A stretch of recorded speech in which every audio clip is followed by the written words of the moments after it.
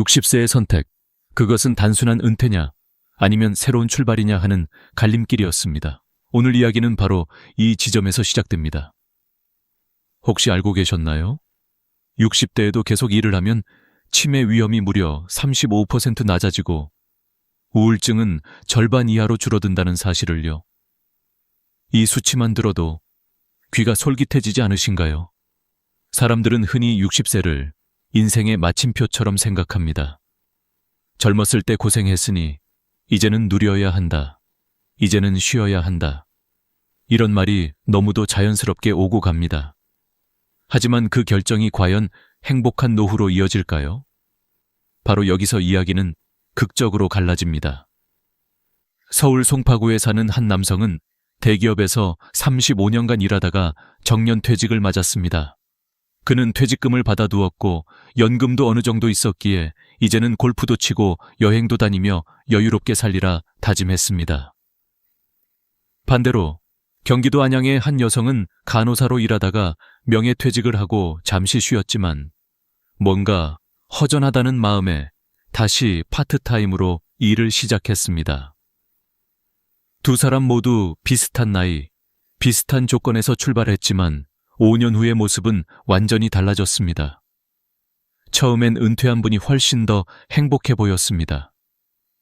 늦잠도 자고 하고 싶던 여행도 다니고 오랜 취미인 골프도 즐겼습니다. 그러나 1년, 2년이 지나자 그의 표정은 점점 어두워졌습니다. 하루가 너무 길다고, 눈을 떠도 할 일이 없다고, 심지어는 누구와 이야기할 기회조차 줄어들었다고 고백했습니다. 즐겁던 여행은 어느새 귀찮음으로 바뀌었고 친구들과의 골프 약속도 점점 사라져갔습니다. 무엇보다도 체력이 빠르게 떨어지고 기억력도 약해지는 걸 스스로 느끼게 되었습니다. 반면 다시 일을 시작한 여성은 상황이 정반대였습니다. 요양원에서 어르신들을 돌보고 젊은 직원들과 교류하면서 매일 새로운 자극을 받았습니다. 아침에 일어날 이유가 생기니 하루가 바쁘고 총실했고 몸은 피곤할 때도 있었지만 그 피곤함은 활력으로 바뀌었습니다. 누군가에게 도움이 된다는 감각, 내가 아직 필요하다는 자부심은 단순한 돈 이상의 보람을 주었습니다. 이처럼 같은 나이에 비슷한 조건에서 출발했지만 선택 하나가 삶의 방향을 송두리째 바꿔놓은 것입니다. 바로 여기서 우리는 한 가지 중요한 질문을 던지게 됩니다. 내가 60세가 되었을 때 어떤 길을 선택할 것인가? 단순히 쉼을 선택할 것인가? 아니면 새로운 의미를 찾을 것인가? 이 이야기를 듣는 여러분 중에도 이미 60대를 지나고 계신 분이 있을 것이고 이제 곧 다가올 분들도 계실 겁니다. 지금 당장은 여유와 쉼이 달콤하게 들릴 수 있습니다. 하지만 눈앞의 편안함이 5년 뒤, 10년 뒤에 나를 어떤 모습으로 만들지 생각해 본 적이 있으신가요? 은퇴 직후의 행복은 길지 않습니다. 목적과 리듬이 사라지면 허무와 공허가 찾아옵니다. 반대로 새로운 일을 시작하면 처음엔 낯설고 피곤해도 곧 활력이 되고 삶을 다시 밝히는 불꽃이 됩니다. 저는 실제로 수많은 어르신들을 만나면서 이 차이를 똑똑히 보아왔습니다. 완전 은퇴를 선택한 분들이 하루 종일 말 한마디도 안 하고 지나간다 라고 하시는 반면 일을 이어가는 분들은 요즘은 하루가 24시간이 모자라다 라고 웃으십니다. 같은 시간, 같은 나이, 그러나 완전히 다른 삶. 이것이 바로 60세의 갈림길이 주는 놀라운 대비입니다. 여러분의 삶은 아직 끝나지 않았습니다. 60대는 오히려 새로운 20년의 출발선입니다. 평균 수명이 80세를 넘어선 지금, 이 20년을 어떻게 보낼지가 바로 내 행복과 건강을 좌우합니다. 그래서 오늘 이야기는 단순히 일을 하라, 쉬어라의 문제가 아닙니다. 어떻게 나답게 살 것인가, 어떻게 의미 있게 이어갈 것인가 라는 훨씬 더 본질적인 질문입니다. 지금 이 순간 여러분께서도 아마 스스로에게 묻게 되실 겁니다. 나는 과연 어떤 선택을 하고 싶을까? 만약 여전히 답을 내리지 못했다면 이 영상을 끝까지 보시길 권합니다. 실제 사례와 과학적 근거, 그리고 앞서간 이들의 경험을 통해 분명히 알게 되실 겁니다. 어떤 길이 내게 더 건강하고 더 행복한 삶을 가져다 줄지 말입니다. 그리고 여기서 잠시 멈추어 다시 한번 묻고 싶습니다. 만약 오늘 당신의 선택이 10년 후 건강과 행복을 결정한다면 지금 무엇을 선택하시겠습니까? 이 질문이 바로 우리 이야기를 시작하는 열쇠입니다. 5년이라는 시간은 길지 않은 것 같지만 은퇴 후 삶에서는 결정적인 변화를 만들어냅니다. 같은 조건에서 출발한 사람들이 단지 다른 선택을 했다는 이유만으로 완전히 다른 길을 걷게 된다는 사실은 우리 모두에게 깊은 울림을 줍니다. 여기서 저는 실제로 만난 분들의 이야기를 들려드리려 합니다. 이야기를 따라가다 보면 아마도 여러분 자신이나 주변 사람들의 모습과 겹쳐 보일지도 모릅니다. 서울 송파구의 이철수 씨, 그는 대기업에서 35년을 근무하고 60세에 정년퇴직을 맞았습니다. 젊은 시절에는 늘 바쁘게 달렸고 언제나 피곤했습니다. 그래서 은퇴를 하던 날 그는 드디어 해방감을 느꼈습니다. 아내와 함께 여행도 다니고 배우지 못했던 골프도 시작했습니다.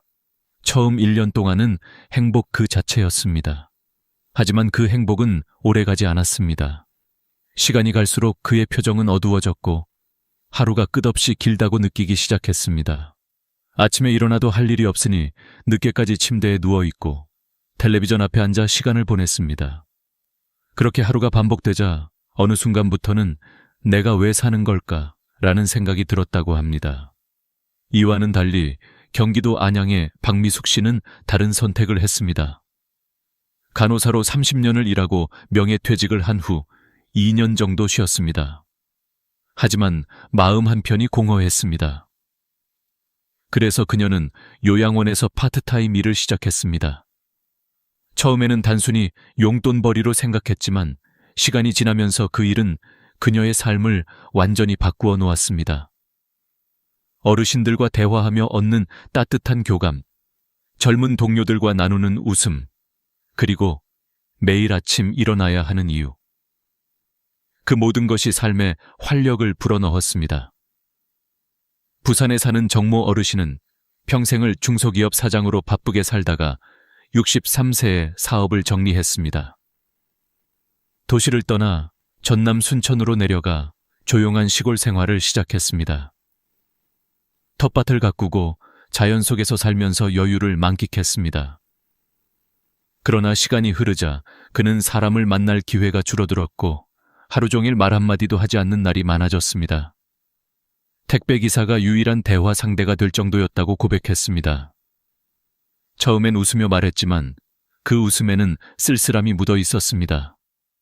반대로 대전의 김영순 씨는 전업주부로 평생을 살다가 62세에 제과제빵을 배우기 시작했습니다.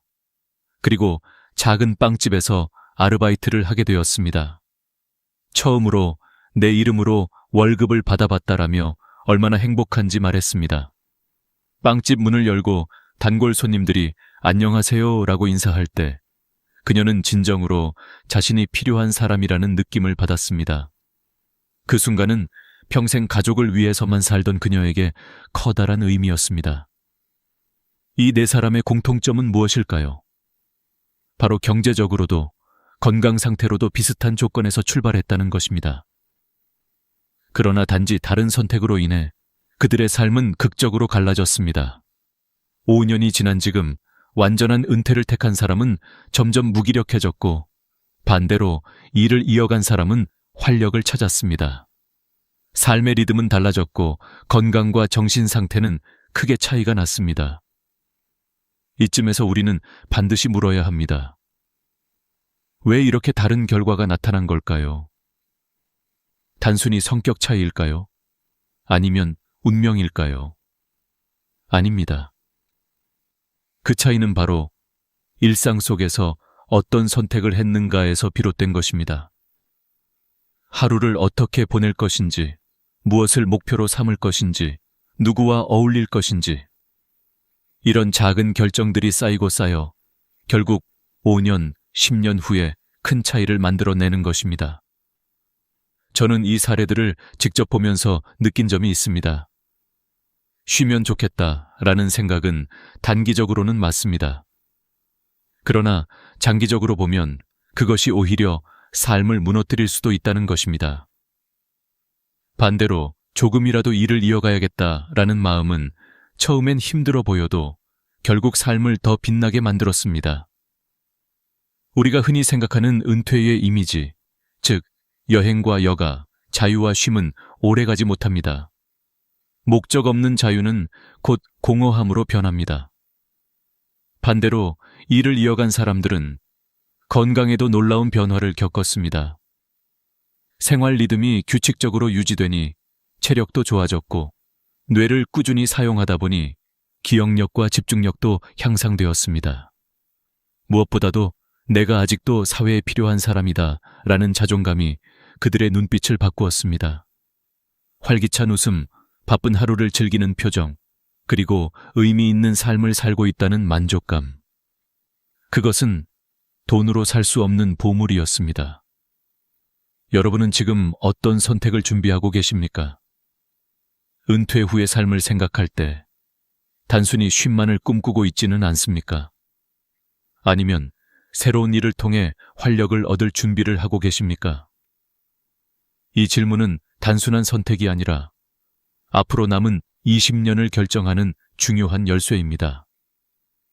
다음 이야기에서는 왜 과학적으로도 이런 차이가 나타나는지 그 근거를 구체적으로 살펴보겠습니다. 왜 어떤 사람은 은퇴 후 활력이 넘치고 또 어떤 사람은 급격히 무기력해질까요?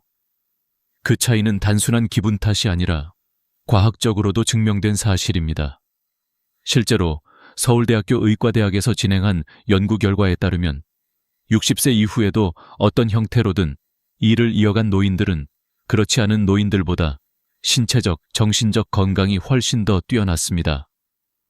수치로 보면 더 놀라운데 일을 계속한 그룹은 근감소증 발생률이 40% 낮았고 치매 위험은 35% 감소했으며 우울증 발생률은 절반 이하였습니다. 이건 단순한 통계가 아니라 삶을 지탱하는 핵심 근거입니다. 첫 번째 이유는 삶의 리듬과 목적의식입니다. 인간은 본래 일정한 주기 속에서 안정감을 느끼도록 만들어져 있습니다.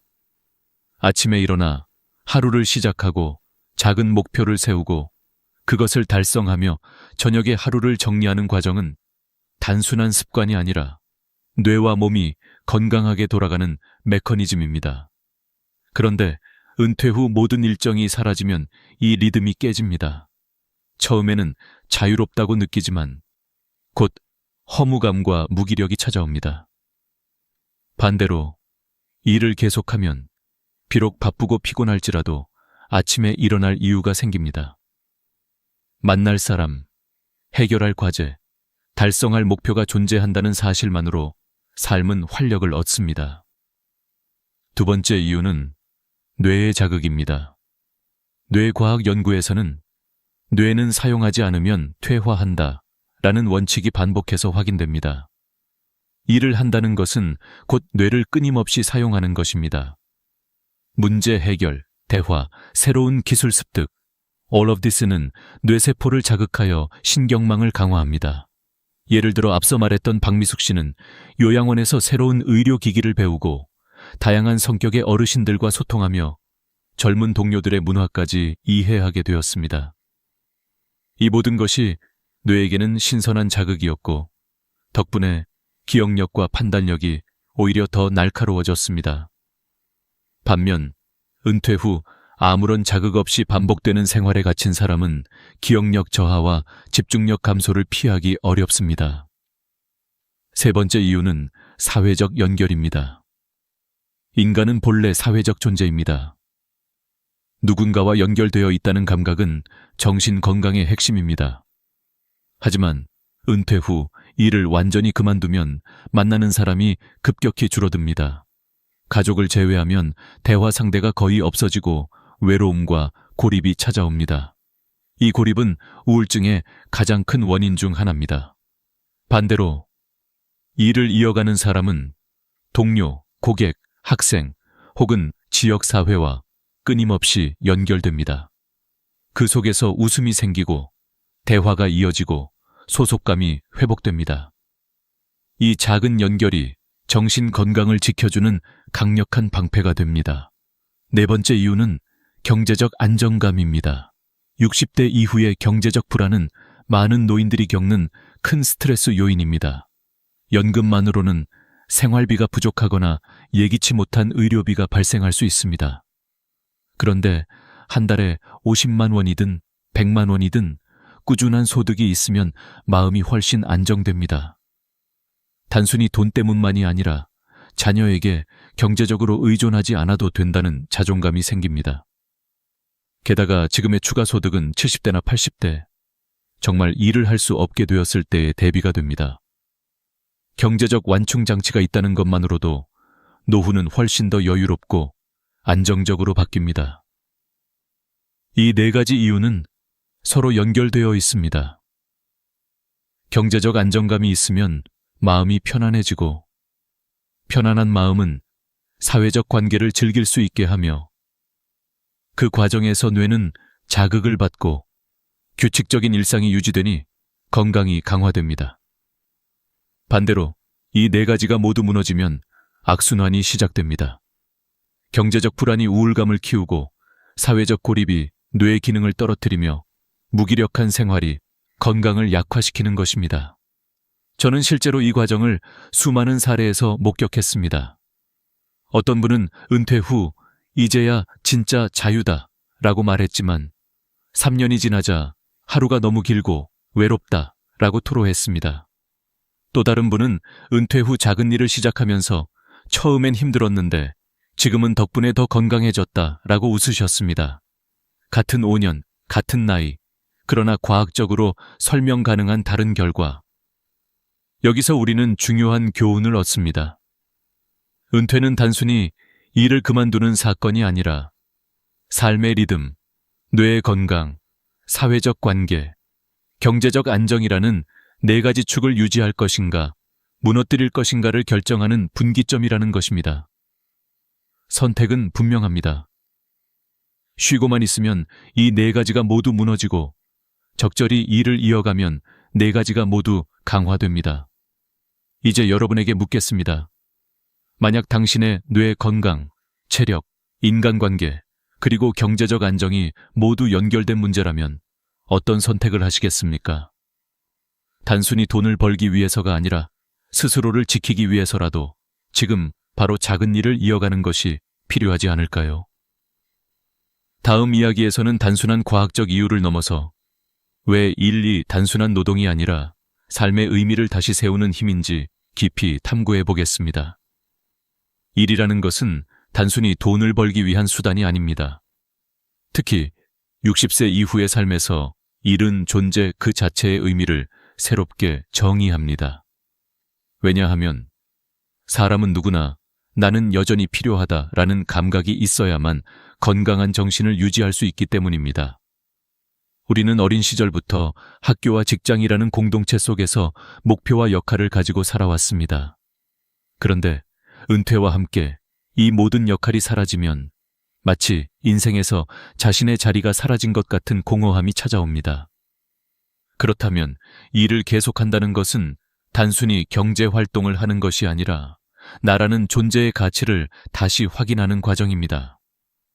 실제로 저는 요양원에서 일하는 한 60대 여성을 만난 적이 있습니다. 그녀는 명예퇴직 후 처음에는 편안함을 즐겼지만 곧 마음이 허전했다고 말했습니다. 그런데 다시 일을 시작하면서 삶이 완전히 달라졌습니다. 어르신들에게 필요한 존재가 되고 젊은 직원들과 소통하며 세대 간 교류를 경험하니 매일이 활력이 되었습니다. 그녀는 누군가에게 도움이 된다는 것이 이렇게 큰 행복인지 몰랐다라고 말했습니다. 이것이 바로 일의 진짜 의미입니다. 또 다른 예로 빵집에서 아르바이트를 하는 한 60대 여성은 손님들이 오늘도 맛있어요 라고 말할 때마다 큰 보람을 느낀다고 했습니다. 평생 가족을 위해 살았던 그녀에게 처음으로 내가 직접 사회와 연결되어 있다는 경험은 눈부신 깨달음이었습니다. 그녀의 눈빛은 이전보다 훨씬 더 밝아졌고 스스로를 존중하는 마음도 강해졌습니다. 단순한 시급 이상의 의미, 바로 존재의 가치를 재발견한 것입니다. 이런 사례는 어디에나 있습니다.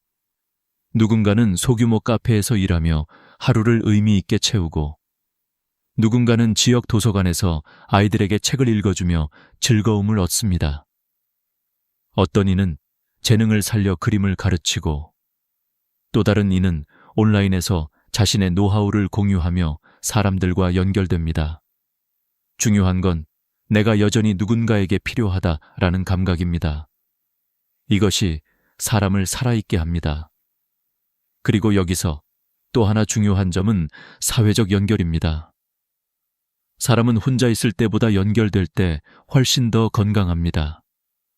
친구나 동료와의 대화, 고객과의 인사, 이 모든 사소한 순간이 외로움을 막고 우울증을 예방합니다. 실제로 하버드 대학의 장기 연구에 따르면 노년기의 행복을 결정하는 가장 중요한 요소는 돈도 명예도 아닌 좋은 인간관계였습니다. 일을 한다는 것은 곧 이런 관계를 유지하고 확장하는 가장 효과적인 방법입니다. 그러나 단순히 사람을 만나는 것에서 끝나지 않습니다. 일은 새로운 학습과 도전의 기회를 제공합니다. 새로운 기술을 배우고 다른 세대의 문화를 접하며 뇌를 끊임없이 자극합니다. 이 과정은 단순한 즐거움이 아니라 치매를 예방하고 기억력을 지켜주는 강력한 자극제가 됩니다. 일 속의 작은 도전과 성취는 뇌를 젊게 유지하는 비밀입니다. 물론 어떤 분들은 이렇게 말할 수 있습니다. 나는 이제 돈이 충분하니 굳이 일할 필요가 없다. 하지만 여기서 중요한 것은 돈이 아니라 의미입니다. 돈이 아무리 많아도 하루 종일 텔레비전 앞에 앉아 있으면 결국 우울감과 무기력에 빠지게 됩니다. 반대로 큰 돈이 아니더라도 누군가에게 필요한 사람이 된다는 경험은 자존감을 높이고 삶의 질을 향상시킵니다. 저 역시 수많은 분들을 만나며 확신하게 되었습니다. 사람은 나이가 들수록 더 큰 의미를 원합니다. 단순히 생존이 아니라 존재의 가치와 역할을 찾고 싶어 합니다. 그렇기 때문에 일을 이어간다는 것은 단순히 바쁘게 지내는 것이 아니라 인생 후반부에 자신만의 목적을 새롭게 쓰는 것입니다. 여러분은 지금 어떤 의미를 찾고 계십니까? 단순히 편안한 쉼일까요? 아니면 새로운 도전일까요? 쉼도 필요합니다. 그러나 쉼만으로는 의미가 채워지지 않습니다. 작은 일이든 새로운 역할이든 그것이 삶을 다시 빛나게 합니다. 결국 중요한 것은 스스로를 존중하고 사회와 연결되며 의미 있는 하루를 살아가는 것입니다. 돈보다도 지위보다도 이 감각이 노후의 행복을 결정합니다. 그렇다면 이제 질문을 바꿔보겠습니다. 나는 앞으로 어떤 일을 통해 나만의 의미를 만들 것인가? 이 질문에 대한 답을 찾는 순간 60세 이후의 삶은 전혀 다른 빛깔로 바뀔 것입니다. 다음 이야기는 실제로 어떤 일을 선택하면 좋을지, 그리고 현실적으로 가능한 길은 무엇인지 구체적인 예시와 함께 살펴보겠습니다. 지금까지 우리는 왜 60대 이후에도 일을 이어가는 것이 삶의 질을 높이는지 살펴보았습니다. 그렇다면 구체적으로 어떤 일을 선택할 수 있을까요? 여기서 중요한 것은 젊었을 때처럼 풀타임으로 치열하게 일하라는 뜻이 절대 아니라는 점입니다. 자신의 체력과 상황에 맞는 적절한 수준의 일을 찾아내는 것이 핵심입니다. 저는 실제로 여러 현장에서 만난 분들의 사례를 통해 그 길을 보여드리고자 합니다. 먼저 교사 출신이었던 한 분은 은퇴 후 지역 문화센터에서 평생교육 강사로 활동을 시작했습니다. 주 2회 강의를 하면서 자신이 쌓아온 지식과 경험을 전하는데 단순한 강의료보다도 누군가에게 여전히 배우고 싶어 하는 사람이 있다라는 사실이 큰 만족감을 주었습니다. 그의 눈빛은 여전히 교단에 설 때와 같은 생기로 가득했습니다. 또 다른 분은 요리를 좋아해서 작은 반찬 가게를 열었습니다. 큰 돈을 벌지는 못했지만 매일 정성껏 만든 음식을 손님에게 건네며 받는 맛있어요 라는 한마디가 삶의 원동력이 되었습니다. 경제적 수익보다 더 값진 것은 바로 사람들과 연결되는 그 순간의 행복이었습니다. 손재주가 있는 분들은 공예품을 만들어 온라인으로 판매하기도 합니다. 요즘은 플랫폼이 잘 발달되어 있어 손쉽게 시작할 수 있습니다. 어떤 분은 뜨개질을 취미로 즐기다가 온라인 쇼핑몰을 열었는데 지금은 전국에서 주문이 들어옵니다. 그는 내 취미가 누군가에게 기쁨을 줄 수 있다니 놀랍다 라고 말했습니다. 또 요즘 주목받는 영역 중 하나는 바로 유튜브와 블로그 같은 온라인 콘텐츠 제작입니다. 60대 이후에도 자신의 경험과 지혜를 나누며 수익을 창출하는 사람들이 늘어나고 있습니다. 예를 들어 대구의 한 목수 출신 어르신은 은퇴 후 DIY 목공 유튜브 채널을 운영하기 시작했습니다. 손주에게 알려주듯 친근하게 설명하는 영상이 인기를 끌면서 구독자가 10만 명을 넘어섰습니다. 광고 수익도 생겼지만 무엇보다 자신이 평생 쌓아온 기술이 여전히 사람들에게 도움이 된다는 사실이 큰 자부심을 주었습니다. 반려동물을 좋아하는 분은 펫시팅 서비스를 시작했습니다. 강아지를 산책시키고 돌보며 집에서만 지내던 시간을 사회와 연결되는 기회로 바꾸었습니다. 이 일은 체력적으로 큰 부담이 없으면서도 사회적 교류와 경제적 보람을 동시에 줍니다. 여러분도 생각해 보십시오. 꼭 돈이 되는 일이 아니더라도 내가 좋아하는 것, 내가 잘하는 것을 활용할 수 있다면 그것이 바로 새로운 기회가 될 수 있습니다. 중요한 것은 내가 의미를 느낄 수 있는 일이어야 한다는 점입니다. 그리고 현실적인 팁을 드리자면 처음부터 큰 계획을 세울 필요는 없습니다. 하루 4시간, 주 3일 정도만 시작해 보십시오. 몸이 힘들지 않으면서도 삶의 리듬을 만들 수 있는 수준입니다. 이 원칙을 지키면 피로는 최소화하면서 활력은 극대화할 수 있습니다. 실제로 많은 분들이 이 방식으로 일하며 예전보다 더 건강해졌다라고 말했습니다. 또 하나 중요한 것은 가족의 지지입니다. 자녀들이 이제 좀 쉬세요라고 말할 수 있습니다. 그러나 그럴 때는 돈 때문이 아니라 건강 때문이야. 의사도 활동이 치매 예방에 좋다고 했어 라고 설명해 보십시오. 가족들이 부모님의 선택을 이해하고 응원해 주는 것만으로도 큰 힘이 됩니다. 정부와 사회의 지원 제도도 적극 활용할 수 있습니다. 고용노동부의 신중년 경력형 일자리 사업은 전문성을 가진 분들에게 맞춤형 일자리를 제공합니다. 각 지방자치단체에서도 시니어 클럽이나 노인 일자리 센터를 통해 다양한 프로그램을 운영하고 있습니다. 창업을 원하는 분들은 신중년 창업지원센터에서 교육부터 자금까지 도움을 받을 수 있습니다. 온라인 구인구직 사이트에서도 60세 이상 전용 채용 정보가 많아졌습니다. 기회를 찾으려는 의지만 있다면 선택지는 생각보다 훨씬 넓습니다. 결국 중요한 것은 마음가짐입니다. 일은 돈벌이가 아니라 새로운 시작의 도구입니다. 내가 즐길 수 있고 내가 의미를 느낄 수 있으며 나를 성장시키는 활동이라면 그 자체가 보석 같은 노후의 자산이 됩니다. 자, 이제 여러분께 질문합니다. 만약 내일 당장 하루 4시간, 주 3일 할 수 있는 일이 주어진다면 여러분은 어떤 일을 선택하시겠습니까? 작은 대답이 큰 변화를 만듭니다. 다음 이야기에서는 이 모든 여정을 마무리하며 우리가 꼭 기억해야 할 마지막 교훈을 함께 나누겠습니다. 이제 마지막으로 우리는 지금까지의 이야기를 정리하고 여러분의 삶에 직접적으로 적용할 수 있는 교훈을 나누려 합니다. 다시 한번 강조하고 싶은 것은 60대는 결코 끝이 아니라 새로운 시작이라는 점입니다. 평균 수명이 80세를 넘어선 시대에 60대는 여전히 20년 이상이 남아있는 인생의 황금기입니다. 그러나 그 20년이 활력과 의미로 채워질지 아니면 외로움과 무기력으로 흐를지는 지금의 선택에 달려 있습니다. 저는 실제로 수많은 은퇴자들을 만나면서 뚜렷한 패턴을 보았습니다. 완전히 쉼을 택한 분들은 처음에는 행복해 보였지만 시간이 지날수록 점점 무너졌습니다. 체력은 빠르게 떨어지고 대화 상대가 줄어들며 기억력도 예전 같지 않았습니다.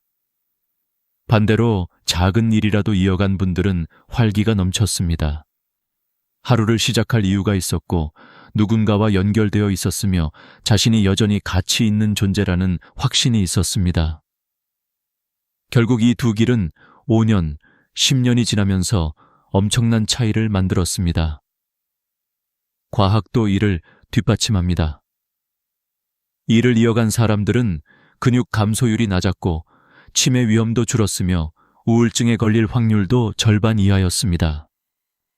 단순히 체력과 정신 건강뿐만 아니라 경제적 안정감과 사회적 관계까지 지켜낼 수 있었습니다. 삶의 리듬을 유지하고 뇌를 끊임없이 자극하며 사람들과 관계를 맺고 적절한 수입까지 확보하는 것, 이것이 바로 일의 4가지 선물입니다. 물론 모든 사람이 똑같은 길을 갈 필요는 없습니다. 어떤 이는 더 이상 몸이 따라주지 않을 수도 있고, 어떤 이는 평생 고생했으니 이제는 쉬고 싶을 수도 있습니다. 중요한 것은 쉼조차도 준비가 필요하다는 사실입니다. 단순히 텔레비전 앞에서 시간을 흘려보내는 것이 아니라 독서 모임에 참여하거나 봉사활동을 하거나 취미활동을 이어가며 삶의 의미를 채워야 합니다. 쉼을 택한다면 그것이 의미 있는 쉼이 되어야만 합니다. 이제 여러분께 3가지 질문을 드리고 싶습니다. 첫째, 여러분은 지금 어떤 선택을 준비하고 계십니까? 둘째, 5년 후 자신을 어떤 모습으로 상상하고 계십니까? 셋째, 오늘부터 당장 시작할 수 있는 작은 변화는 무엇일까요? 이 질문은 단순한 사색이 아니라 남은 인생을 바꾸는 열쇠가 될 수 있습니다. 저는 오늘의 이야기를 통해 분명히 말씀드리고 싶습니다. 60대의 선택이 70대와 80대의 삶의 질을 결정합니다. 건강, 뇌 기능, 인간관계, 경제적 여유, 이 4가지 지표는 결코 우연이 아닙니다. 작은 결심과 행동이 쌓여 5년 후의 나를 전혀 다른 사람으로 만들 수 있습니다. 여러분, 두려워하지 마십시오. 60대는 결코 늦지 않았습니다. 오히려 지금이야말로 인생의 2번째 전성기를 열 수 있는 최고의 시점입니다. 돈이 목적이 아닙니다. 의미와 보람, 그리고 스스로의 존재 가치를 확인하는 것이 목적입니다. 작은 일이든 새로운 도전이든 그것이 여러분의 삶을 다시 빛나게 할 것입니다. 오늘의 이야기가 여러분의 마음에 작은 불씨가 되기를 바랍니다. 혹시 아직도 망설이고 계신다면 이번 주에 단 한 가지라도 시도해 보십시오. 하루 4시간, 주 3일의 원칙으로 내가 좋아하는 일 하나를 찾아 시작해 보십시오. 그것이 여러분의 인생을 새롭게 열어줄 첫걸음이 될 것입니다. 마지막으로 여러분의 이야기도 듣고 싶습니다. 지금 생각하고 계신 선택 또는 이미 경험한 노후의 길에 대해 댓글로 남겨주십시오. 서로의 이야기가 또 다른 이에게는 큰 힘이 될 수 있습니다. 오늘 영상이 도움이 되었다면 좋아요와 구독 버튼을 눌러주시고 알림 설정까지 하셔서 앞으로도 놓치지 마시길 바랍니다. 우리는 앞으로도 여러분의 삶에 의미와 활력을 더해줄 이야기를 함께 나누겠습니다. 여러분의 60대는 끝이 아닙니다. 지금부터가 진짜 시작입니다. 감사합니다. 아침에 눈을 뜨자마자 화장실로 향했는데 병이 속에 마치 비누를 풀어놓은 듯한 하얀 거품이 가득하고 시간이 한참 지나도 사라지지 않는 광경을 본다면 당신은 어떤 기분이 들겠습니까? 단순한 피곤 때문이라고 가볍게 넘기고 싶겠지만 그 순간이 바로 당신의 몸이 마지막으로 보내는 구조 신호일 수 있습니다. 사실 이 거품은 우리의 콩팥이 더 이상 제 역할을 하지 못하고 있다는 절규일지도 모릅니다. 이 신호를 무시한다면 언젠가 팔에 굵은 주사바늘을 꽂고 주 3회, 4시간씩 혈액투석에 의존해야 하는 날이 찾아올 수도 있습니다. 저는 평생 수많은 환자들을 진료하며 이런 장면을 수없이 목격했습니다. 처음에는 가벼운 피로와 무심한 변화를 대수롭지 않게 여기다가 어느 순간 병실 침대 위에 누워 눈물로 후회하는 분들을 보았습니다.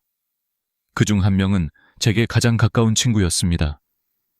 의사라는 직업을 가진 그조차 나는 괜찮아, 그저 바빠서 피곤할 뿐이야 라고 말하며 몇 달을 흘려보냈습니다.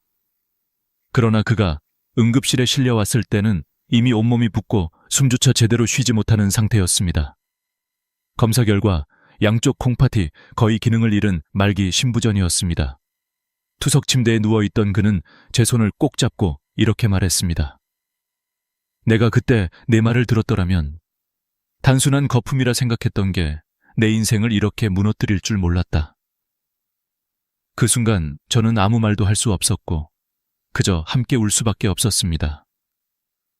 시청자 여러분, 이 이야기가 먼 나라의 비극처럼 들리십니까? 아닙니다. 지금 이 순간에도 수많은 사람들이 설마 나는 아니겠지 하며 이 경고를 외면하고 있습니다. 하지만 희망은 있습니다. 모든 거품이 다 위험한 것은 아닙니다. 우리가 정확히 알면 구분할 수 있고 제때 행동하면 돌이킬 수 없는 상황을 피할 수 있습니다. 문제는 대부분이 그 차이를 모른다는 사실입니다. 저는 이 영상을 통해 수십 년 현장에서 배운 경험과 깨달음을 나누려 합니다. 단순히 두려움만 심어주려는 것이 아닙니다. 오히려 지금부터라도 바꿀 수 있다는 용기와 희망을 전하고 싶습니다. 생각해 보십시오. 하루하루 바쁘다는 이유로 내게 주어진 소중한 신호를 놓치고 있지는 않습니까? 작은 거품 하나가 당신의 미래를 송두리째 바꿀 수도 있습니다. 저는 이 영상을 통해 반드시 당신에게 필요한 답을 드리고자 합니다. 단순한 건강 상식이 아니라 실제로 수많은 환자들을 투석의 공포에서 벗어나게 했던 방법을 나누겠습니다. 이제 당신의 선택은 단순합니다. 그 거품을 외면하고 계속 같은 삶을 살아갈 것인지, 아니면 오늘 이 순간부터 귀를 기울여 자신의 건강을 지킬 것인지. 이 이야기는 단순히 의학 정보가 아닙니다. 바로 당신의 인생을 바꾸는 시작이 될 수 있습니다. 오늘 제가 들려드릴 여정은 두려움으로 시작하지만 끝은 희망과 감사로 마무리될 것입니다. 그 길 위에서 당신은 스스로를 지키는 힘을 얻게 될 것이고, 더 나아가 사랑하는 가족과 함께 웃을 수 있는 날들을 되찾게 될 것입니다. 아침에 일어나 처음 보는 소변은 콩팥의 상태를 가장 정확히 드러냅니다. 밤새 몸속에서 걸러진 노폐물이 응축되어 있기 때문입니다. 그런데 많은 사람들이 병이 속의 거품을 보고도 대수롭지 않게 여기고 물을 내려버립니다. 바로 이 순간이 가장 중요한 단서인데도 말이지요. 저는 환자들에게 늘 강조합니다. 물을 내리지 말고 단 10분만 기다려 보십시오. 이 단순한 습관이 당신의 인생을 바꿀 수도 있습니다. 방법은 간단합니다. 아침 첫 소변을 본 뒤 물을 내리지 않고 다른 일을 하십시오. 양치나 세수를 하고 10분 뒤 다시 변기를 들여다보는 겁니다. 만약 거품이 대부분 사라지고 물 위가 고요하다면 그것은 착한 거품입니다. 소변 줄기의 힘 때문에 생긴 일시적인 상어품일 뿐이죠. 그러나 10분이 지나도 마치 비누를 풀어놓은 듯 가장자리에 잔잔하게 남아있는 거품이 있다면 그것은 결코 무시해서는 안 될 위험한 거품입니다. 이 거품은 단백질이 소변으로 빠져나가면서 생기는 죽은 거품입니다. 우리의 콩팥은 원래 정수기 필터처럼 수백만 개의 미세한 거름망으로 이루어져 있어 단백질과 혈구 같은 중요한 성분은 잡아두고 노폐물만 배출합니다. 그런데 고혈압이나 당뇨 같은 질환이 이 거름망을 찢어 놓으면 마치 구멍난 스타킹처럼 단백질이 빠져나옵니다. 바로 그 단백질이 소변의 표면 장력을 바꾸어 잘 사라지지 않는 거품을 만드는 것입니다. 저는 이때 반드시 사진을 찍어두라고 권합니다. 환자 스스로 휴대폰으로 남긴 기록은 무엇보다 강력한 증거가 되기 때문입니다. 의사를 만나 이런 거품이 제 소변에 생겼습니다. 정밀 검사를 받고 싶습니다. 라고 자신 있게 요구할 수 있습니다. 실제로 많은 환자들이 사진 하나로 조기 진단을 받았고 돌이킬 수 없는 길목에서 멈출 수 있었습니다. 이 테스트의 가치는 단순히 거품의 유무를 확인하는 데 그치지 않습니다. 자신을 살펴보는 습관, 작은 신호를 놓치지 않는 태도를 길러줍니다. 우리 몸은 늘 말을 걸고 있지만 바쁘다는 이유로 우리는 듣지 못합니다. 그러나 단 10분만 시간을 내어 귀 기울인다면 평생의 고통을 막을 수 있습니다. 한 중년 남성 환자가 떠오릅니다. 그는 아침마다 이 테스트를 하며 변화를 기록했습니다. 어느 날 거품이 사라지지 않는 것을 발견하고 바로 병원을 찾았습니다. 검사 결과 초기 신부전이었지만 다행히 생활습관 교정과 약물 치료로 진행을 늦출 수 있었습니다. 그는 말했습니다. 그 작은 10분이 제 생명을 살렸습니다. 이제 질문을 드리겠습니다. 당신은 내일 아침 10분을 투자할 용의가 있습니까? 단순히 물을 내리지 않고 기다리는 것, 그것이 당신의 미래를 지키는 첫걸음이 될 수 있습니다. 이처럼 단순한 방법이지만 실천하는 사람과 그렇지 않은 사람의 인생은 전혀 다른 길을 걷게 됩니다. 거품은 단순한 거품이 아닙니다. 그것은 콩팥이 보내는 편지이고 우리가 응답해야 할 메시지입니다. 내일 아침 병이 속을 바라보며 스스로에게 물어보십시오. 이 거품은 나를 살리려는 신호일까? 아니면 무심코 흘려버릴 또 하나의 흔적일까? 그 대답이 당신의 선택에 달려 있습니다. 콩팥이 무너져가는 길은 조용히 그러나 무섭게 진행됩니다. 대부분의 사람들은 30% 이상 기능이 손상될 때까지 아무런 증상을 느끼지 못합니다. 그래서 콩팥을 침묵의 장기라 부릅니다. 겉으로는 멀쩡해 보여도 속에서는 이미 서서히 내리막길을 구르고 있는 것이지요. 저의 스승이자 한국 신장학의 대가였던 한 교수님은 늘 이렇게 말씀하셨습니다. 콩팥은 브레이크가 고장난 자동차와 같다. 경고등이 켜지기 전까지는 운전자가 아무것도 모른다. 그러나 일단 단백뇨가 시작되면 이미 자동차는 내리막길에 접어든 것이다. 그 말씀이 지금도 생생히 기억납니다. 초기에는 약물과 생활습관 교정으로 겨우 핸들을 붙잡을 수 있습니다. 하지만 관리를 소홀히 하면 중기로 넘어가면서 자동차의 속도는 점점 빨라집니다. 이때부터는 몸이 붓고 밤마다 쥐가 나고 호흡이 가빠지며 삶의 질이 급격히 무너집니다. 그리고 말기 단계에 이르면 자동차는 절벽 아래로 추락하듯 돌이킬 수 없는 상태에 빠집니다. 구역질로 밥을 삼키지 못하고 입에서는 소변 냄새가 나며 결국 투석이나 이식 없이는 생명을 유지할 수 없게 됩니다. 이 과정은 단순히 의학적 설명이 아니라 제가 직접 진료실에서 마주한 수많은 환자들의 삶입니다. 50대 후반의 한 여성 환자는 고혈압을 수년간 방치하다가 단백뇨가 발견되었습니다. 하지만 본인은 별다른 증상이 없다고 생각하며 관리에 소홀했습니다. 불과 2년 만에 그녀는 말기 신부전으로 투석을 시작했습니다. 그녀는 저에게 이렇게 고백했습니다. 교수님, 몸이 보내는 작은 신호를 그때 무시한 게 제 인생의 가장 큰 실수였습니다. 숫자로도 그 현실은 냉혹합니다. 우리나라에서 성인 7명 중 1명은 만성 콩팥병을 가지고 있고 그중 상당수는 자신이 병이 있다는 사실조차 모릅니다. 그리고 말기 신부전 환자의 주요 사망 원인은 단순한 콩팥병이 아니라 그것이 불러온 심장마비와 뇌졸중 같은 합병증입니다. 콩팥은 단지 소변을 만드는 기관이 아니라 혈압과 혈액의 균형을 잡아주는 핵심 기관이기 때문입니다. 저는 이 장면에서 늘 환자들에게 묻습니다. 당신의 자동차는 지금 어디쯤 내려가고 있습니까?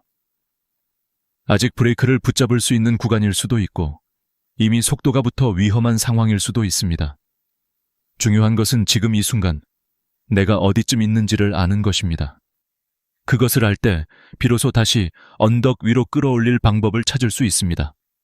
한 가지 분명한 사실은 콩팥은 한번 망가지면 절대 예전처럼 돌아오지 않는다는 점입니다. 다만 속도를 늦추고 더 이상 떨어지지 않도록 붙잡는 것은 가능합니다. 여기서 우리의 태도와 선택이 모든 것을 결정합니다. 저는 단순히 병을 두려워하라는 것이 아닙니다.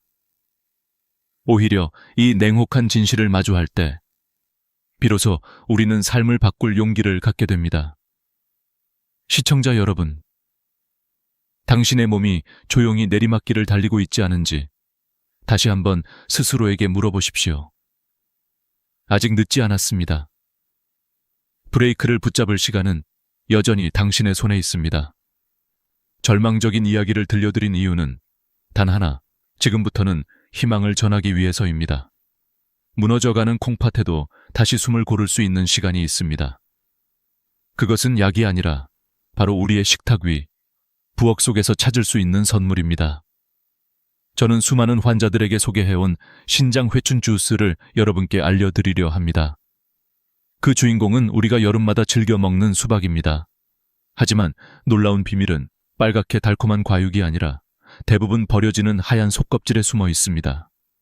이 부분에는 시트룰린이라는 특별한 성분이 풍부하게 들어 있습니다.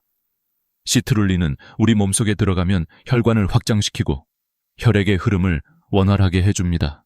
마치 꽉 막힌 도로를 시원하게 뚫어주는 교통경찰과도 같은 역할을 하는 것이죠.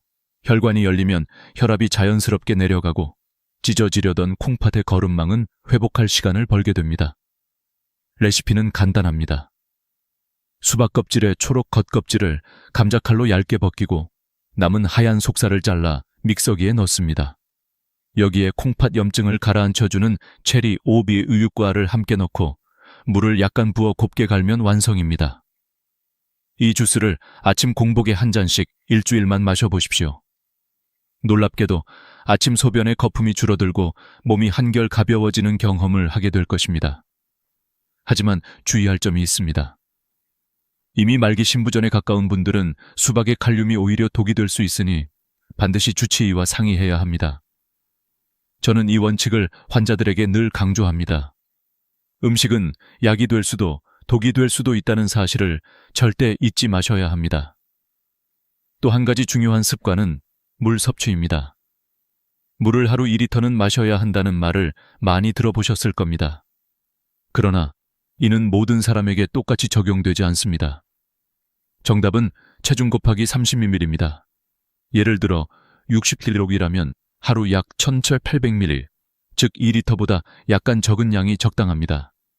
그리고 이 물은 한꺼번에 벌컥벌컥 마시는 것이 아니라 하루 종일 조금씩 나누어 마셔야 콩팥에 부담을 주지 않습니다.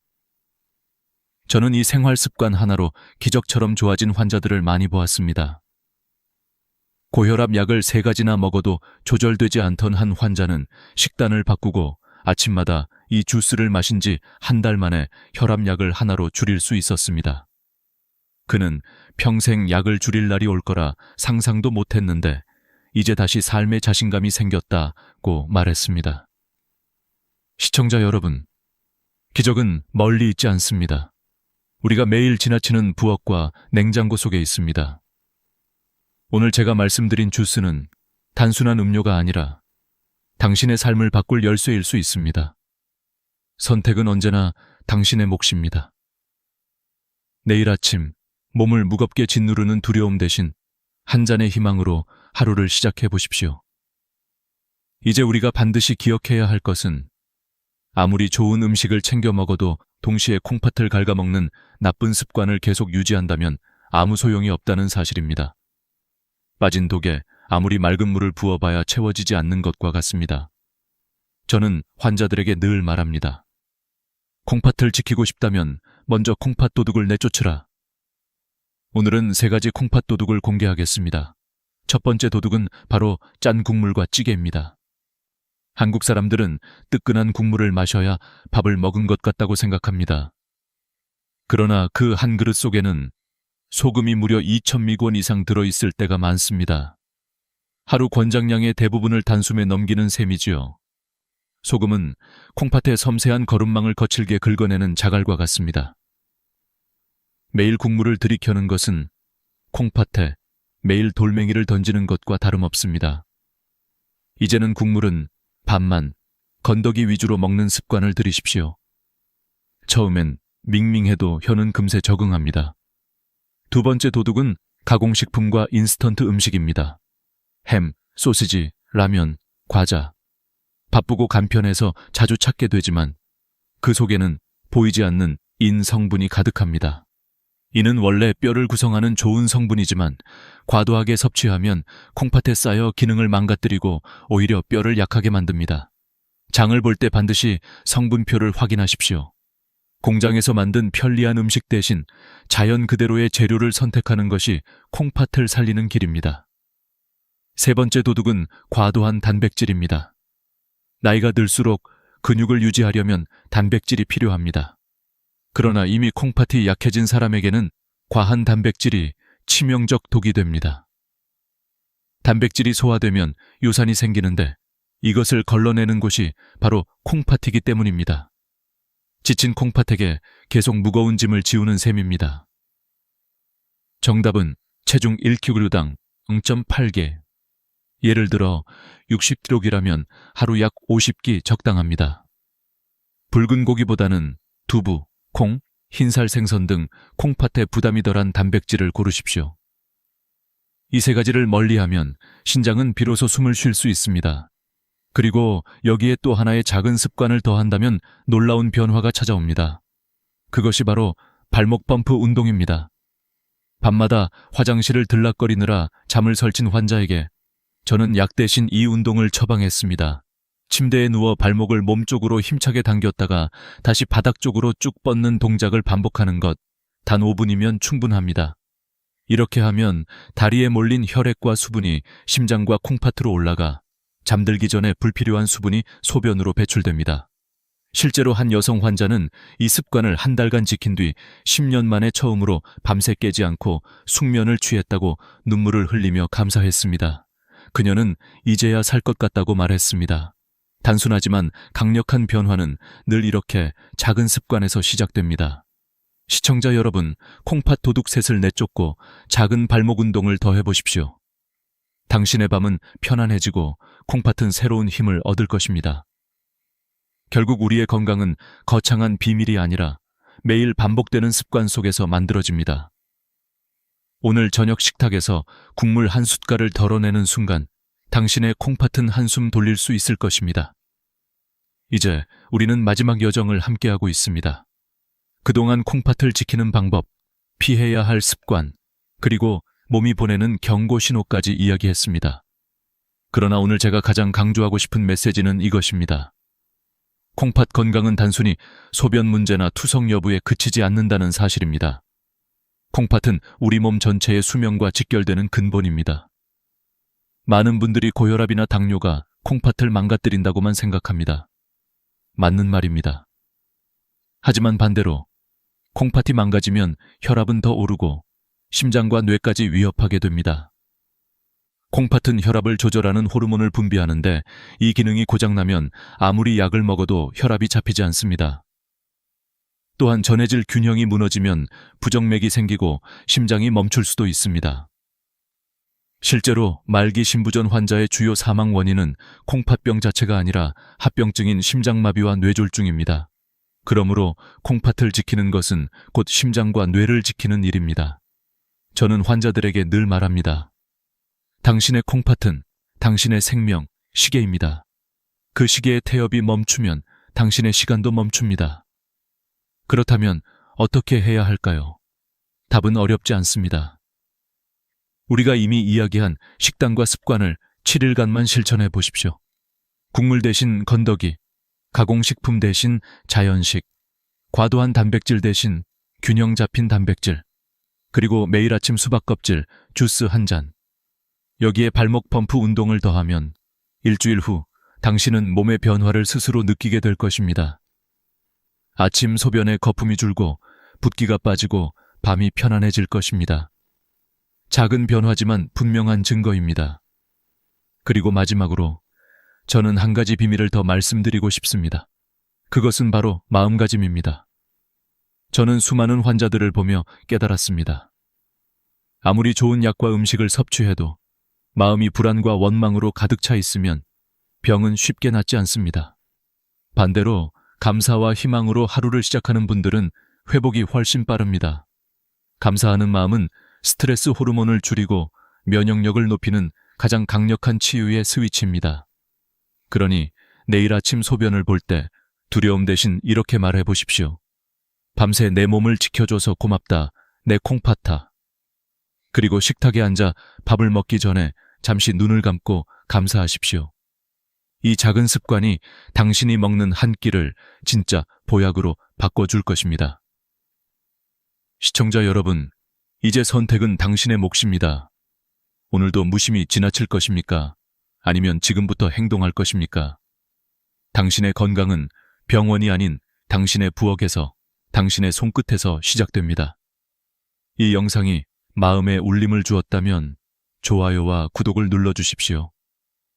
그리고 당신이 사랑하는 가족과 친구들에게 꼭 공유해 주십시오. 마지막으로 댓글에 이렇게 다짐해 주십시오. 오늘부터 내 콩팥을 지키겠습니다. 그 약속 하나하나가 모여 더 건강한 사회를 만드는 힘이 될 것입니다. 저는 언제나 이 자리에서 여러분이 투석 없이 스스로의 힘으로 건강하게 살아가시기를 응원하겠습니다. 지금까지 여러분의 평생 주치의 이소연이었습니다. 감사합니다. 한밤중에 갑자기 종아리가 뒤틀리며 쥐가 올라오는 순간, 저는 숨이 막히고 곧 죽을 것 같은 공포에 휩싸였습니다. 땀이 비 오듯 흐르고 다리는 제 의지와 상관없이 얼어붙은 듯 경직되었습니다. 많은 사람들이 이런 경험을 하면서도 대수롭지 않게 넘깁니다. 나이 들어 혈액순환이 떨어졌거나 단순한 근육 경련증으로 생각하지요. 그러나 저는 응급실에서 40년 동안 수많은 생사의 갈림길을 지켜보며 깨달았습니다. 이 단순해 보이는 쥐가 때로는 마지막 경고 신호가 되어 우리 생명을 앗아갈 수 있다는 사실을요. 지금 이 순간도 누군가는 그 신호를 무시한 채 고통 속에서 시간을 허비하고 있을지 모릅니다. 여러분은 어떻게 하시겠습니까? 제가 이렇게 강한 톤으로 시작하는 이유는 단 하나입니다. 이 영상을 끝까지 보셔야만 여러분의 다리가 그리고 여러분의 생명이 안전해질 수 있기 때문입니다.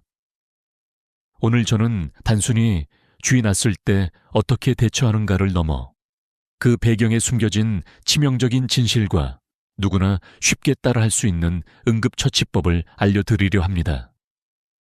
특히 3초만 눌러도 고통이 끊기는 기적의 혈자리까지 공개하겠습니다. 어쩌면 이 단순한 지식이 여러분이나 사랑하는 가족을 살릴 수도 있습니다. 쥐가 난 순간의 고통은 단순한 불편함을 넘어섭니다. 마치 다리 근육이 돌처럼 굳어져 아무리 움직이려 해도 꼼짝하지 않는 경험 해보신 분이라면 잊을 수 없을 겁니다. 그 몇 초에서 몇 분이 영원처럼 길게 느껴지지요. 풀린 뒤에도 근육통이 남아 다시 잠들지 못하는 경우가 많습니다. 이때 대부분은 운동을 좀 과하게 했나 보지, 물을 덜 마셨나 정도로 치부합니다. 물론 그럴 수 있습니다. 그러나 문제는 모든 경우가 그렇게 단순하지 않다는 데 있습니다. 어떤 경우에는 혈관이 막히는 전조, 심장에 이상이 생겼다는 신호, 혹은 신경이 눌리고 있다는 경고일 수도 있습니다. 저는 실제로 그런 환자들을 수없이 보았습니다. 밤중에 갑자기 다리에 쥐가 나면서 함께 숨이 가쁘거나 가슴이 답답해지는 분들이 있습니다. 이럴 때는 단순히 물을 더 마시는 것만으로는 해결되지 않습니다. 심부정맥 혈전증이나 급성동맥 폐쇄 같은 치명적인 질환일 수 있기 때문입니다. 문제는 많은 사람들이 이 사실을 모른다는 것입니다. 조금 지나면 괜찮아지겠지 라는 안일한 생각이 돌이킬 수 없는 비극으로 이어집니다. 그렇기에 저는 오늘 이 자리를 빌려 이 흔하지만 치명적인 신호를 절대로 가볍게 넘기지 말라고 말씀드리고 싶습니다. 한 가지 질문을 드리겠습니다. 만약 오늘 밤 여러분의 다리가 돌처럼 굳으며 극심한 고통이 찾아온다면, 그리고 그 고통이 단순한 근육의 비명이 아니라 몸이 보내는 마지막 경고라면, 여러분은 어떻게 하시겠습니까? 모른 척하고 눈을 감으시겠습니까? 아니면 즉시 대응하여 생명을 지키시겠습니까? 이 질문에 답하는 순간 여러분은 이미 선택을 하신 겁니다. 그리고 이 영상은 그 선택을 행동으로 옮기게 도와드릴 겁니다. 제가 40년간 응급실에서 배운 교훈은 간단합니다. 작은 신호일수록 빨리 잡아야 한다. 대수롭지 않아 보이는 증상이 결국 큰 병의 시작이 되는 경우가 너무도 많습니다. 특히 50세에서 80세 사이의 연령대에서는 근육과 혈관, 신경의 노화가 겹쳐지기 때문에 더더욱 경계를 늦추면 안 됩니다. 단순한 다리쥐라고 무시했다가 다음날 걷지도 못하는 상태로 응급실에 실려 오는 분들을 저는 여러 번 보았습니다. 여러분은 그들과 같은 길을 걷지 않기를 바랍니다. 이 영상의 시작을 이렇게 강렬하게 열어가는 이유는 단순한 공포심을 심으려는 것이 아닙니다. 오히려 반대입니다. 두려움 속에 숨어있는 희망을 꺼내드리기 위함입니다. 지금부터 말씀드릴 방법들을 알고 준비한다면 여러분은 더 이상 한밤중의 공포에 휘둘리지 않을 수 있습니다. 오히려 그 순간을 제압하고 생명을 지키는 주인이 될 수 있습니다. 그러니 지금부터 눈을 떼지 마십시오. 이 이야기는 단순한 건강 정보가 아니라 여러분의 삶을 바꿀 수도 있는 지식의 무기입니다. 저는 경험을 바탕으로 솔직하게 말씀드리겠습니다. 때로는 예상치 못한 반전과 충격적인 사실을 들으실 수도 있습니다. 그러나 그 모든 것은 여러분을 지키기 위해 꼭 필요한 과정입니다. 마지막까지 따라와 주신다면 오늘 밤부터 여러분의 잠은 완전히 달라질 것입니다. 더 이상 다리에 쥐가 나서 고통에 몸부림치며 잠을 설치는 일은 없을 것입니다. 대신 평화롭고 건강한 밤이 여러분 곁에 머물게 될 것입니다. 자다가 다리에 쥐가 나는 현상, 의학적으로는 야간 다리 경련이라고 부릅니다. 많은 분들이 단순히 근육이 놀라서 일어난 현상으로만 알고 계시지만 실제로는 훨씬 복잡한 배경이 숨어 있습니다. 근육이 내 의지와 상관없이 강하게 수축해버리면서 극심한 통증을 일으키는 이 현상은 몇 초에서 몇 분까지 지속될 수 있고 풀린 후에도 통증이 길게 남는 경우가 많습니다. 중요한 것은 이런 경련이 나이 들면서 더 자주 나타나고 특히 50대에서 80대 사이의 연령층에서 흔하다는 사실입니다. 먼저 대표적인 원인은 과도한 근육 사용입니다. 낮 동안 갑작스럽게 무리한 활동을 하거나 익숙하지 않은 운동을 한 경우 근육이 피로에 지쳐 경련을 일으키기 쉽습니다. 마치 하루 종일 일을 하고 나서 손이 떨리는 것처럼 다리 근육도 한계에 다다르면 본능적으로 수축해버리는 것이지요. 예를 들어 평소에 운동을 거의 하지 않던 분이 갑자기 등산을 다녀온 날 밤 종아리에 심한 쥐가 나는 경우가 많습니다. 두 번째 원인은 탈수와 전해질 불균형입니다. 우리 몸은 물로만 유지되는 것이 아닙니다. 칼륨, 마그네슘, 칼슘 같은 전해질이 근육과 신경의 신호를 전달하는데 중요한 역할을 합니다.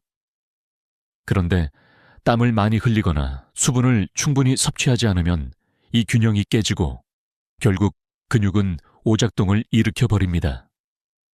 실제로 여름철에 응급실로 실려오는 다리쥐 환자 중 상당수가 탈수로 인한 전해질 부족이 원인이었습니다.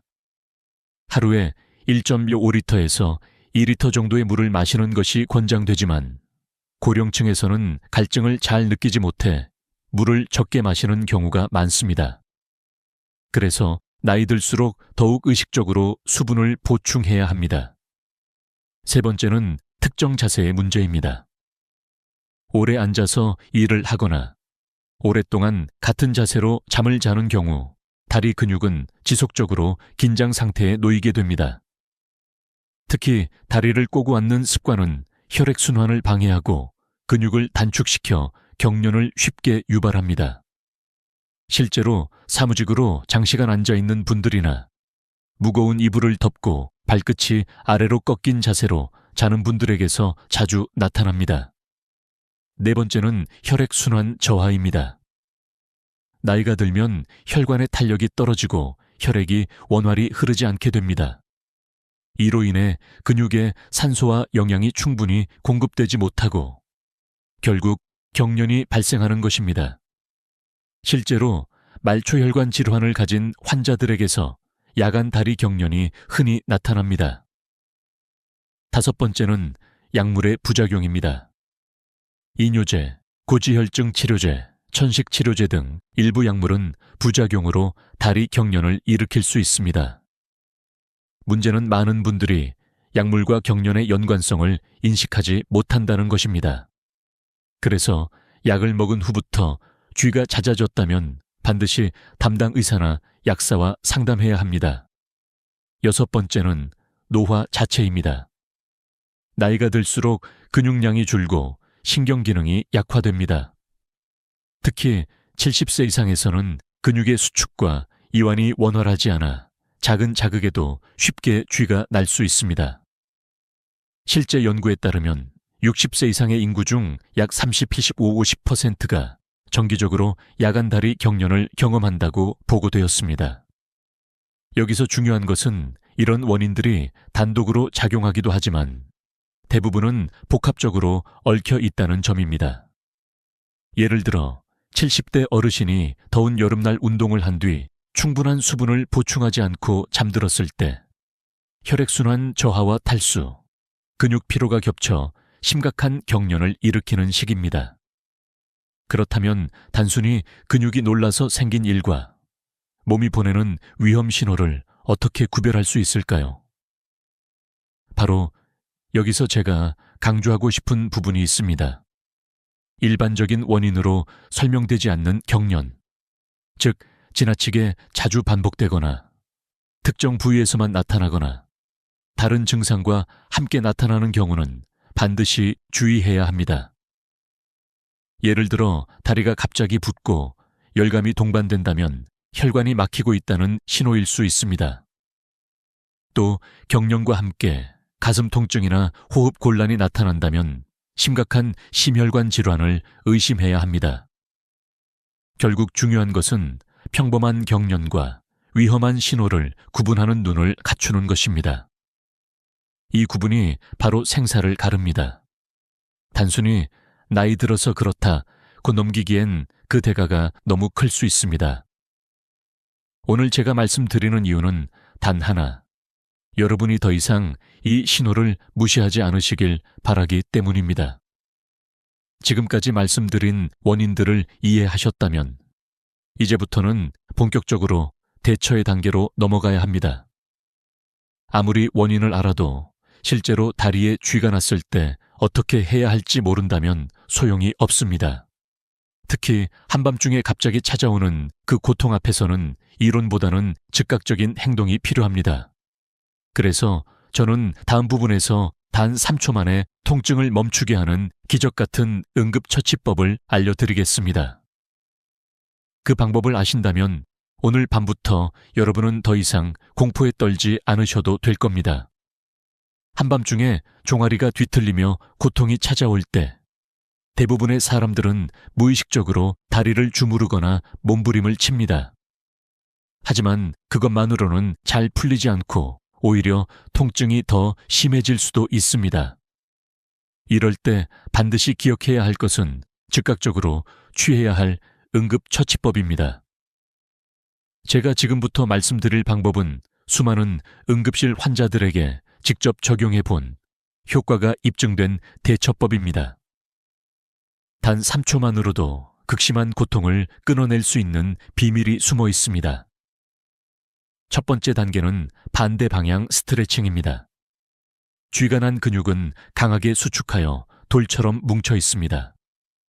따라서 이 근육을 억지로 풀어주려면 반대 방향으로 천천히 늘려주는 것이 가장 기본적이면서도 강력한 응급처치입니다. 예를 들어 종아리에 쥐가 났을 때는 바닥에 앉거나 침대에 누워 다리를 곧게 뻗습니다. 그 다음 발가락 끝을 손으로 잡아 몸쪽으로 천천히 당겨줍니다. 이때 발목이 위로 젖혀지면서 종아리 근육이 서서히 늘어나는 느낌이 와야 합니다. 손이 닿지 않는다면 수건을 발에 걸어 잡아당겨도 좋습니다. 발바닥이나 발가락에 쥐가 났다면 해당 부위를 반대 방향으로 부드럽게 젖혀주면 효과적입니다. 허벅지 앞쪽일 경우에는 서서 발목을 잡고 엉덩이 쪽으로 당기며 늘려야 하고, 허벅지 뒤쪽이라면 바닥에 앉아 상체를 숙이며 햄스트링을 천천히 늘려주어야 합니다. 중요한 것은 조급하게 하지 말고 암심 30초 정도 유지하면서 근육이 풀릴 때까지 기다리는 것입니다. 두 번째 단계는 부드러운 마사지입니다. 스트레칭과 함께 해당 근육을 손으로 주물러 주는 것은 경직된 근육을 이완하는 데 큰 도움이 됩니다. 다만 여기서 반드시 주의할 점이 있습니다. 너무 강하게 주무르면 오히려 근육 섬유가 손상되거나 다음날 더 심한 통증이 남을 수 있습니다. 따라서 마치 근육을 달래듯이 부드럽게 원을 그리며 풀어주는 것이 좋습니다. 그리고 세 번째, 가장 중요한 방법이 있습니다. 바로 승산혈 3초 지압법입니다. 저는 이 방법을 기적의 처방이라고 부릅니다. 승산혈은 종아리 뒤쪽 정중앙, 까치발을 들었을 때 V자 모양으로 갈라지는 근육 사이에 움푹한 지점에 위치합니다. 이곳을 엄지손가락으로 강하게 3초 이상 누른 뒤 천천히 떼는 동작을 반복하면 놀라울 정도로 빠르게 통증이 가라앉습니다. 실제로 응급실에서 비명을 지르던 환자들도 이 혈자리를 몇 차례 눌러주자 통증이 끊어진 듯 편안해졌다는 사례가 많습니다. 승산혈은 한의학적으로도 근육 경련을 완화하고 혈류를 개선하는 중요한 자리로 알려져 있습니다. 여러분이 기억해야 할 것은 단 하나. 다리에 쥐가 났을 때 당황하지 말고 이 승산혈을 찾아 3초간 강하게 눌러보라는 것입니다. 그 순간 고통의 스위치가 꺼지듯 완화되는 놀라운 경험을 하실 수 있을 겁니다. 네 번째 단계는 온찜질 혹은 냉찜질입니다. 일단 급성 통증이 어느 정도 진정된 후에는 따뜻한 한 수건이나 핫팩으로 근육을 감싸주면 혈액순환이 개선되고 근육이 더욱 이완됩니다.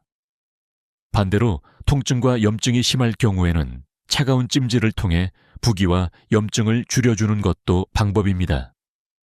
일반적으로 경련 직후에는 온찜질이 근육 회복에 도움이 되고 잔여 통증에는 냉찜질이 효과적입니다. 상황에 따라 본인에게 맞는 방식을 선택하면 됩니다. 여기서 중요한 것은 이 네 단계를 기억하는 것입니다. 스트레칭, 마사지, 승산혈 지압, 온찜질 또는 냉찜질. 이 순서를 몸에 익히면 앞으로 어떤 순간에도 당황하지 않고 즉시 대응할 수 있습니다. 마치 소방훈련처럼 한번 익혀두면 몸이 자동으로 반응하게 됩니다. 제가 응급실에서 본 수많은 환자들은 대부분 쥐가 났을 때 우왕좌왕하며 고통 속에서 시간을 허비했습니다. 하지만 이 단계를 아는 사람은 달랐습니다.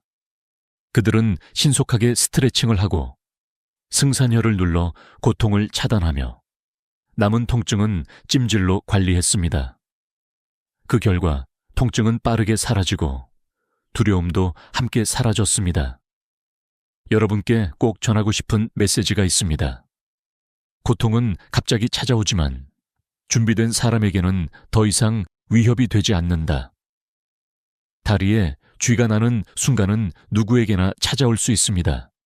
하지만 그 순간을 제압하는 법을 아는 사람만이 평온한 밤을 지킬 수 있습니다. 지금까지 말씀드린 응급처치법을 여러분의 몸에 새겨두십시오. 오늘 밤 그 지식이 여러분을 지켜줄 것입니다. 밤마다 찾아오는 다리 쥐를 단순히 응급처치만으로 끝낼 수는 없습니다. 더 중요한 것은 앞으로 다시는 같은 고통이 반복되지 않도록 예방하는 것입니다. 저는 응급실에서 수많은 환자들을 보면서 깨달았습니다. 응급처치가 즉시 고통을 멈추게 한다면 생활 습관은 그 고통의 근본 원인을 끊어내는 열쇠라는 사실을요. 여기서부터는 여러분이 평생 실천할 수 있는 생활 처방을 말씀드리겠습니다. 첫째는 수분과 전해질 보충입니다. 우리 몸의 근육은 정의 신호로 움직입니다. 물과 전해질이 충분히 있어야만 신호가 정상적으로 전달되는데 그것이 부족하면 근육은 제멋대로 수축하며 경련을 일으킵니다. 특히 여름철에는 땀을 많이 흘려 체내 수분과 전해질이 쉽게 손실됩니다. 고령층에서는 갈증을 잘 느끼지 못하기 때문에 스스로 물을 챙겨 마시지 않는 경우가 많습니다. 하루 1.5리터의 물을 의식적으로 섭취하는 것이 필요합니다. 또한 바나나, 시금치, 감자, 토마토처럼 칼륨이 풍부한 식품, 견과류와 녹색 잎채소처럼 마그네슘이 많은 식품, 멸치나 두부, 우유처럼 칼슘이 많은 음식을 골고루 먹는 것이 중요합니다. 단순히 물만 마시는 것이 아니라 몸속 전해질 발전소를 채우는 습관이 필수적입니다. 둘째는 잠들기 전 스트레칭입니다. 단 5분만 투자하면 밤사이 다리 주의 공포를 크게 줄일 수 있습니다. 잠자리에 눕기 전에 종아리, 허벅지 앞뒤, 발목과 발가락을 부드럽게 늘려보십시오. 작은 동작이지만 근육을 풀어주고 혈액순환을 촉진하여 밤새 근육이 경직되는 것을 막아줍니다. 실제로 매일 잠들기 전 스트레칭을 꾸준히 한 사람들은 그렇지 않은 사람보다 야간 경련 발생률이 50% 이상 줄어든다는 연구 결과도 있습니다. 셋째는 똑똑한 운동 습관입니다. 규칙적인 운동은 근육을 강하게 만들고 혈액순환을 개선하여 다리 쥐 예방에 효과적입니다. 그러나 갑자기 무리한 운동은 오히려 역효과를 냅니다. 특히 준비 운동이나 마무리 스트레칭 없이 격렬한 운동을 하는 것은 가장 위험한 습관입니다. 중요한 것은 내 몸에 맞는 강도와 꾸준함입니다. 매일 30분 정도의 가벼운 걷기, 자전거 타기, 수영 같은 유산소 운동이 가장 이상적입니다. 넷째는 편안한 수면 환경과 자세입니다. 너무 꽉 끼는 잠옷이나 무거운 이불은 다리의 혈액순환을 방해합니다. 헐렁하고 편안한 옷을 입고 가벼운 이불을 덮는 것이 좋습니다. 또한 발끝이 아래로 향한 자세로 오래 자면 종아리 근육이 단축되어 경련이 잘 일어납니다. 옆으로 눕거나 발밑에 작은 베개를 받쳐 발목이 살짝 위로 젖혀지도록 하면 예방에 도움이 됩니다. 작은 습관의 차이가 큰 변화를 만듭니다. 다섯째는 생활 속에서 혈액순환을 방해하는 습관을 버리는 것입니다. 오랫동안 같은 자세로 앉아 있거나 서 있는 것을 피하고 틈틈이 일어나 스트레칭을 하십시오. 다리를 꼬는 습관은 반드시 고쳐야 합니다. 저녁에는 따뜻한 물로 샤워하거나 족욕을 하여 다리 피로를 풀어주는 것도 큰 도움이 됩니다. 이렇게 하면 근육이 이완되고 혈류가 원활해져 경련 발생을 줄일 수 있습니다. 여섯째는 복용 중인 약물을 점검하는 것입니다.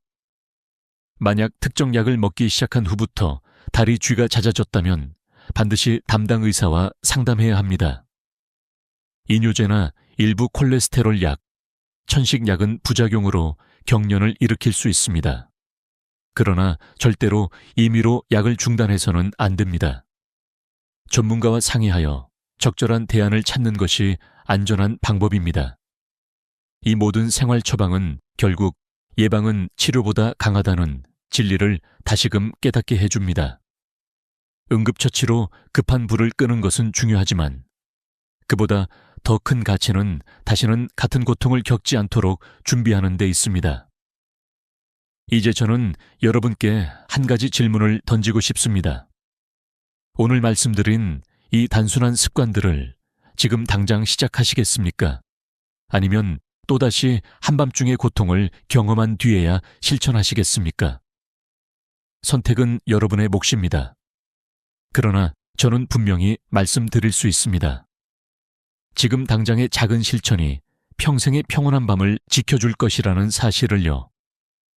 그럼에도 불구하고 우리가 아무리 예방 습관을 지켜도 반드시 기억해야 할 것이 있습니다. 바로 위험 신호입니다. 다리에 쥐가 단순한 근육 경련이 아니라 목숨을 위협하는 질환의 전조일 수 있다는 사실을 아는 것이야말로 진짜 안전망이 됩니다. 저는 응급실에서 수많은 환자들을 보면서 이 구분이 얼마나 중요한지 뼈저리게 느꼈습니다. 첫 번째 위험 신호는 다리가 갑자기 심하게 붓고 열감과 함께 붉게 변하는 경우입니다. 이 증상은 단순한 근육 경련이 아니라 심부정맥 혈전증 DVT일 가능성이 높습니다. 혈관 속에 피떡이 생겨 혈류를 막아버린 상태인데 방치하면 그 혈전이 폐로 이동해 치명적인 폐색전증을 일으킬 수 있습니다. 실제로 저는 50대 남성 환자가 한밤중 종아리 쥐로 응급실에 왔는데 자세히 보니 한쪽 다리가 심하게 붓고 뜨겁게 달아올라 있었습니다. 곧바로 초음파 검사를 했고 결과는 심부정맥 혈전증. 신속히 치료하여 다행히 목숨을 건졌지만 만약 그냥 쥐가 난 거겠지 하고 집에 있었다면 결과는 상상하기조차 두렵습니다. 두 번째는 다리 쥐와 함께 갑작스러운 호흡 곤란이나 가슴 통증, 어지럼증이 동반되는 경우입니다. 이는 심혈관계 이상이나 폐색전증의 전형적인 신호입니다. 한순간 방치하면 생명이 위태로울 수 있습니다. 이런 경우는 단 한순간도 지체하지 말고 배필 직후에 즉시 신고해야 합니다. 세 번째는 쥐가 풀리지 않고 극심한 통증이 계속되면서 다리가 차갑고 창백해지거나 감각이 사라지는 경우입니다. 맥박조차 잡히지 않는다면 이는 급성동맥 폐쇄일 수 있습니다. 혈관이 완전히 막혀 근육과 조직이 괴사로 향하는 단계이므로 시간을 다투는 응급 상황입니다. 네 번째는 근육 힘이 급격히 떨어지거나 마비 증상이 나타나는 경우입니다. 이는 단순한 근육 피로가 아니라 척추신경 압박 같은 신경계 질환의 신호일 수 있습니다. 실제로 다리에 쥐가 난다고만 생각하고 미루다 병원을 찾은 환자가 척추관 협착증으로 진단된 사례도 많습니다. 다섯 번째는 원인 모를 고열, 오한과 함께 다리 통증과 부종이 나타나는 경우입니다. 이는 감염이나 염증성 질환의 신호일 수 있으며 역시 응급실에서 정밀 검사가 필요합니다. 이런 위험 신호들을 무시하는 것은 스스로의 생명을 걸고 도박을 하는 것과 같습니다. 괜찮아지겠지, 시간이 지나면 나아지겠지 하는 생각은 가장 큰 함정입니다. 제가 본 수많은 환자들 중 일부는 바로 그 안일함 때문에 병을 키워 돌이킬 수 없는 상황에 이르렀습니다. 제가 기억하는 한 사례가 있습니다. 평소 건강에 자신 있던 60대 남성이 있었습니다. 그는 몇 주 동안 밤마다 다리에 쥐가 났지만 대수롭지 않게 넘겼습니다. 그러다 어느 날 밤, 통증과 함께 호흡 곤란이 찾아왔고 결국 응급실에 실려왔을 때는 이미 폐색전증으로 위급한 상황이었습니다. 다행히도 신속한 처치로 목숨은 건졌지만 이후 오랫동안 혈액 희석제를 복용해야 했습니다. 그분은 처음 증상을 무시한 것이 가장 큰 실수였다고 후회했습니다. 이처럼 단순히 주위로 치부된 증상 뒤에는 언제든 치명적인 질병이 숨어 있을 수 있습니다. 그렇기 때문에 오늘 제가 드리는 가장 큰 메시지는 위험 신호를 놓치지 마라입니다. 그 신호를 아는 것만으로도 생명을 구할 수 있습니다. 마지막으로 강조하고 싶습니다. 응급실에서 저는 매일 밤 늦게 다리에 쥐가 심해 찾아오는 분들을 만납니다. 대부분은 다행히 단순 근육 경련으로 확인되지만 간혹 생명을 위협하는 병으로 판명되는 경우도 있습니다. 이 차이를 가르는 것은 단순합니다. 위험 신호를 아느냐, 모르느냐. 여러분은 이제 그 신호들을 알게 되었습니다. 그렇다면 두려워할 필요가 없습니다. 오히려 누구보다 안전한 준비가 된 것입니다. 이제 마지막으로 우리는 이 모든 이야기를 삶의 교훈으로 정리해야 합니다. 응급처치법과 생활습관, 그리고 위험 신호까지 아셨다면 이제 남은 것은 그것을 어떻게 자신의 삶 속에 실천하느냐입니다. 그리고 그 답을 저는 마지막 부분에서 말씀드리겠습니다. 밤마다 다리에 쥐가 나며 몸부림치던 순간 우리는 두려움에 사로잡히고는 합니다.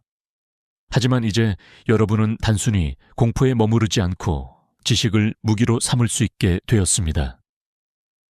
지금까지 저는 쥐가 나는 원인과 응급처치법, 생활 속 예방습관, 그리고 절대로 놓쳐서는 안 될 위험 신호까지 모두 말씀드렸습니다.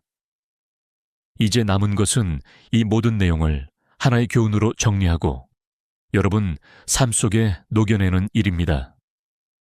삶에서 중요한 것은 반복되는 고통을 두려워하는 것이 아니라 그 고통을 통해 배운 지혜로 자신을 지켜내는 것입니다. 다리 쥐라는 사소해 보이는 신호도 결국 우리 몸이 보내는 경고입니다. 그 경고를 무시하면 위기를 맞이하지만 그 경고를 귀 기울여 듣는다면 생명을 지킬 수 있습니다. 결국 문제는 크고 작음이 아니라 우리가 그것을 어떻게 받아들이느냐에 달려 있습니다. 저는 40년 동안 응급실에서 수많은 환자들을 보았습니다. 어떤 분은 같은 증상을 무시하다 목숨을 잃었고 어떤 분은 작은 변화를 실천해 건강을 지켰습니다. 그 차이는 거창한 치료가 아니라 지금 당장 할 수 있는 작은 실천에서 비롯되었습니다. 물을 조금 더 챙겨 마시는 습관, 잠들기 전 5분의 스트레칭, 그리고 다리가 경련할 때 당황하지 않고 승산혈을 3초간 눌러주는 지식. 이 단순한 행동들이 모여 결국 한 사람의 삶을 지켜낸 것입니다. 여러분께 제가 드리고 싶은 마지막 메시지는 명확합니다. 오늘부터 행동으로 옮기십시오. 지금 당장 물 한 잔을 준비하고 오늘 밤에는 다리 근육을 부드럽게 늘려주십시오.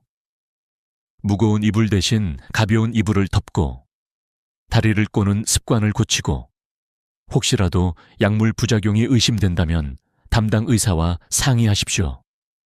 그리고 무엇보다 위험 신호를 기억하십시오. 다리가 붓고 통증이 지속되고 호흡이 가빠지고 가슴이 답답할 때는 절대로 주저하지 말고 119를 부르십시오. 이 단순한 원칙들이 여러분의 생명을 살립니다. 또 하나, 저는 여러분께 더 큰 차원의 교훈을 나누고 싶습니다. 다리에 쥐가 난다는 것은 단순히 근육의 문제가 아닙니다. 그것은 우리 몸이 보내는 작은 비명이며 동시에 우리 삶의 습관을 돌아보라는 메시지입니다. 무심코 지나쳤던 식습관, 운동습관, 수면습관이 결국 우리 건강을 결정합니다. 작은 신호를 귀 기울여 듣는 사람은 병을 예방할 수 있고 무시하는 사람은 큰 대가를 치르게 됩니다. 이는 건강뿐 아니라 삶의 모든 영역에도 적용되는 진리입니다. 오늘 영상을 보신 여러분은 더 이상 무지 속에 있지 않습니다. 여러분은 이미 방법을 알고 있고 실천할 수 있습니다. 이제는 두려움이 아니라 준비가 여러분의 밤을 지배하게 될 것입니다.